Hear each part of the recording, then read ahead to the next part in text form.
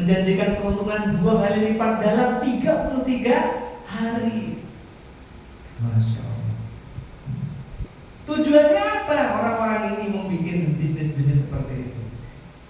Crowdfunding, memanfaatkan orang-orang yang hopeless, memanfaatkan orang-orang yang tahu hopelessnya, betul, putus asa, memanfaatkan orang-orang yang putus asa, kemudian dipancing dengan iming-iming dan bagi hasil yang dibayarkan di awal. Orang blow on. Coba dulu deh satu paket, posting lah satu paket, dibayar bro, dibayar nih. Mana motor? Ayah BPKB nanti. Iya, sekolahin. Mana mobil? Ayo BPKB nanti. Ayo. Jual. Pandai Sertifikat rumah. Gade. All in. Bukan Amin all in, Prabowo all in, Ganjar all in ya, tapi ini seluruh yang ada di rumahnya di all in kan semuanya. Wah, karena dalam pikiran dia rumah nih gadein lumayan nih bisa dapat 300 juta. Mobil gadein nih lumayan nih bisa dapat 200 juta. 500 juta nih bisa ngambil 100 paket. 3 bulan ke depan jadi 2 kali lipat. Akhirnya terbayarkan Ustaz. Terbayarkan karena dia termasuk orang-orang yang putaran pertama. Nah, orang-orang yang putaran kedua ini yang tergiur nih sekarang nih, wah dibayarin ya. Akhirnya karena melihat apaan sih kata Pak Fad, tuh buktinya dibayar semua tuh. Rumahnya jadi 2 tuh, 1 jadi 2, mobilnya 1 jadi 2. Wah, akhirnya dari 1 itu bisa ngajak puluhan bahkan ratusan orang untuk melakukan hal yang sama. All in semuanya, motor, rumah, mobil, sapi, domba. Waduh, dikeluarin semuanya, all in, habiskan semuanya, masukkan di bisnis tersebut. Dan ini adalah bisnis dengan skema ponzi yang tidak akan pernah ada matinya.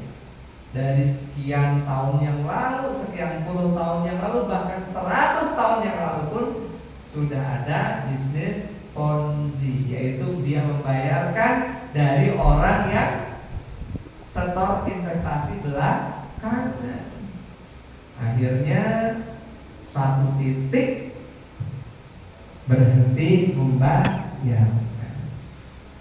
Contoh sudah banyak sekali zaman pandemi kemarin hadirin.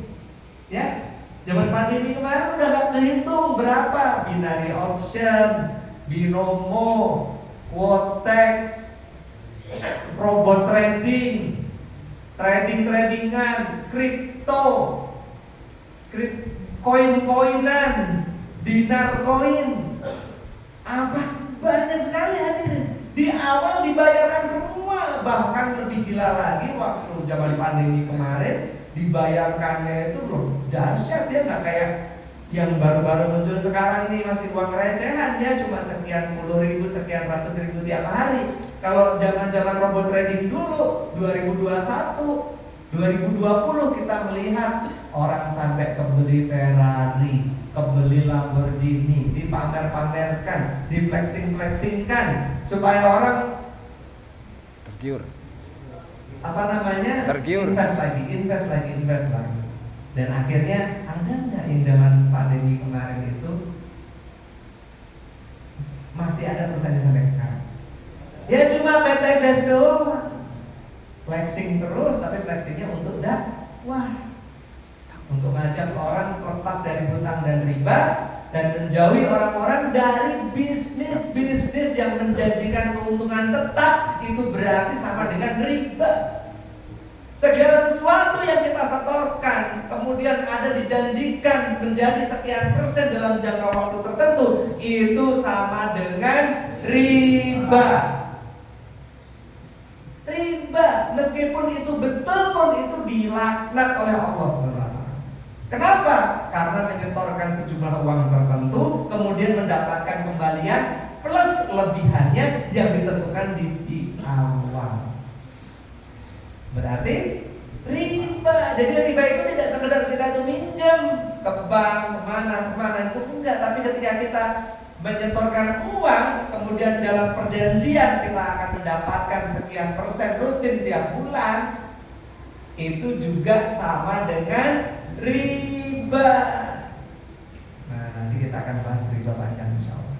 Sebelum itu kita memanjatkan ya, semoga salawat dan salam senantiasa tercurah berlimpah kepada baginda Nabi besar Muhammad sallallahu alaihi wasallam beserta keluarganya, beserta sahabatnya, tabi'in, tabi'ut tabi'in dan seluruh pengikutnya hingga akhir zaman, yang insyaallah kita semuanya yang berada di Masjid Pondok Pesantren Miftahul Ulum ini. Amin ya robbal alamin.